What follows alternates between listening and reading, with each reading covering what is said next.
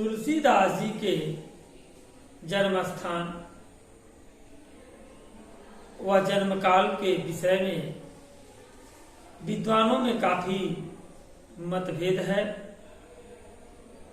गोस्वामी तुलसीदास जी का जन्म 1554 विक्रमी सन 1532 ईस्वी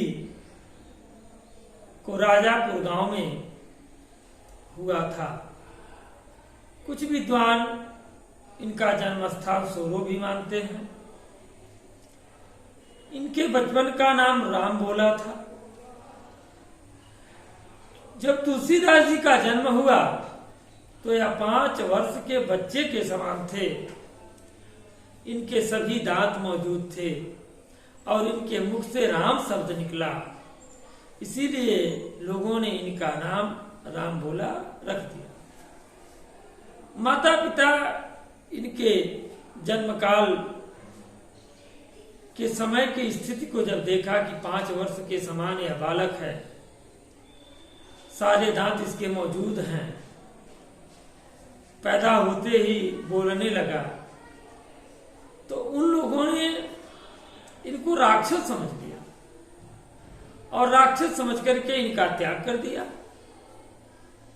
माता पिता के त्याग दिए जाने के कारण इनका पालन पोषण एक दासी के द्वारा किया गया तथा इनके ज्ञान एवं भक्त की जो शिक्षा थी वह प्रसिद्ध संत बाबा नरहरि दास ने प्रदान की।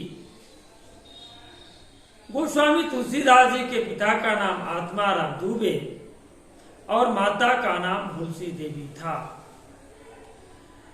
गोस्वामी तुलसीदास जी बड़े ही अलौकिक प्रतिभा के व्यक्ति थे।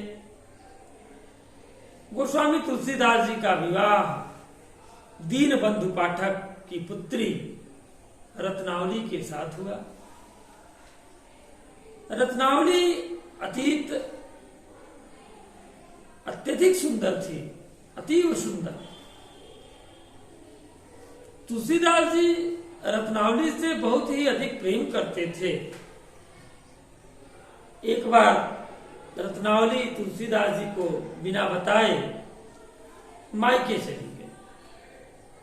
तुलसीदास जी जब वापस लौटे और घर पर उन्होंने अपनी पत्नी रत्नावली को नहीं देखा तो वह व्यग्र हो उठे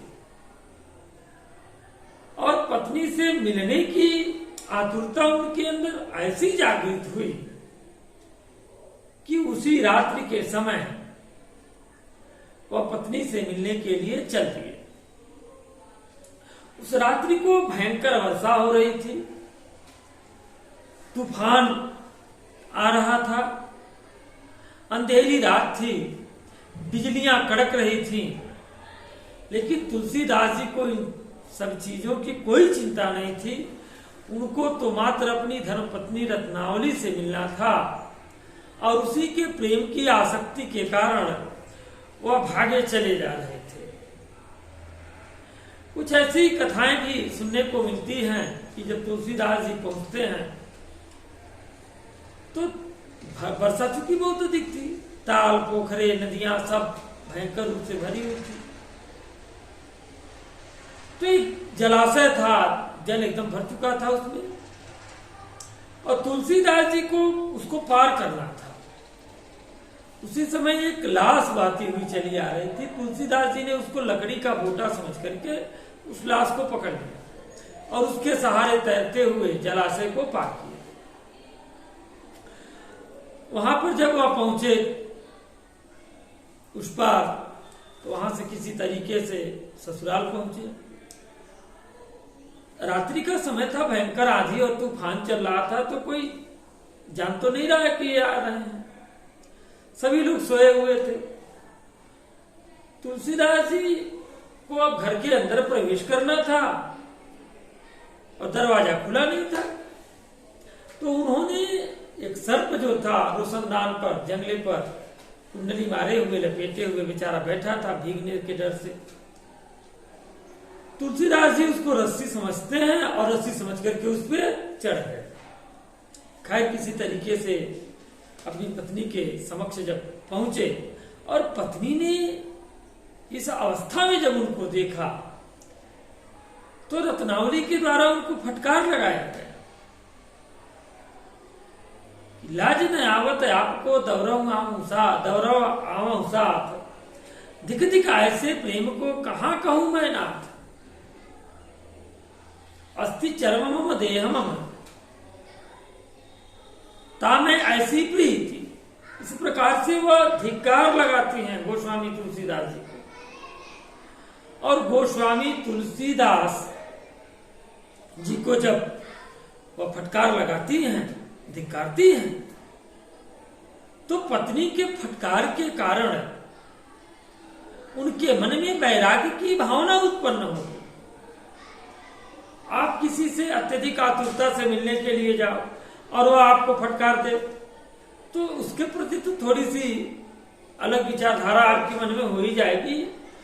ठीक उसी प्रकार गोस्वामी तुलसीदास जी के मन में वैराग्य की भावना उत्पन्न हो गई और वहीं से चले गए और जाकर के बहुत दिनों तक उन्होंने तपस्या किया। सरस्वती की कृपा उनको प्राप्त हुई और सरस्वती की कृपा से उन्होंने बहुत ही महान ज्ञान अर्जित कर लिया और उसी महान ज्ञान के अर्जन के कारण उन्होंने भगवान श्री राम की मर्यादा पुरुषोत्तम रूप को दर्शाने का भी कार्य किया। बड़े ही अनोखे ढंग से उन्होंने मर्यादा पुरुषोत्तम भगवान श्री राम की कथा का वर्णन रामचरितमानस जैसी महान पुस्तक के द्वारा किया। उनकी प्रमुख रचनाएं रामचरितमानस, जानकी मंगल, कवित्त सवैया अन्य हैं, अभी हम बताते हैं आपको। तो इस तरह से उन्होंने इस महान पुस्तक रामचरितमानस को भी लिखने का कार्य किया।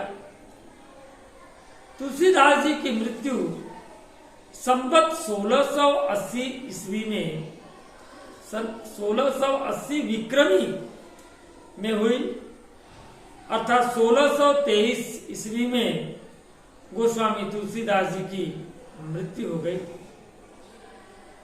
इनके लेखन की जो विधा थी वह काव्य थी।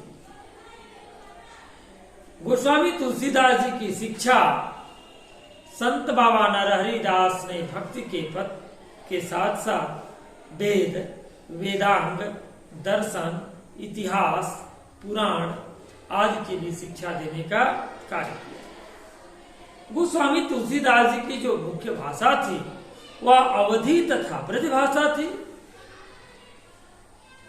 जीव इनकी रचनाओं में जिन शैलियों का अधिकतम प्रयोग किया गया है वह शैलियां है छप्पय, दोहा, चौपाई, गीत, कवित्त और सवैया।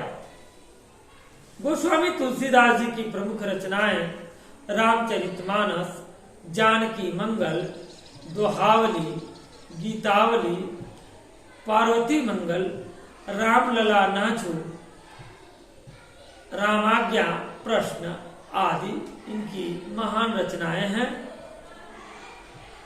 साहित्य में स्थान यदि लिखने के लिए आता है तो लिखेंगे श्रेष्ठ भक्त, ज्ञानी, विचारक, लोकनायक, दार्शनिक व मानव जीवन के सफल पारखी के रूप में सर्वश्रेष्ठ कवि हैं। तुलसीदास जी की रचनाओं के माध्यम से हम ईश्वर के ईश्वरत्व को भी जानते हैं। भगवान राम के मर्यादा पुरुषोत्तम को भी समझते हैं। किस प्रकार भगवान राम ने अपने जीवन को व्यतीत किया और किन कारणों से उनको मर्यादा पुरुषोत्तम कहा गया और वास्तव में भगवान मर्यादा पुरुषोत्तम थे। ये सभी बातें हमारे समझ में आ जाती हैं जब हम तुलसीदास द्वारा रचित उनकी रचना को पढ़ते हैं।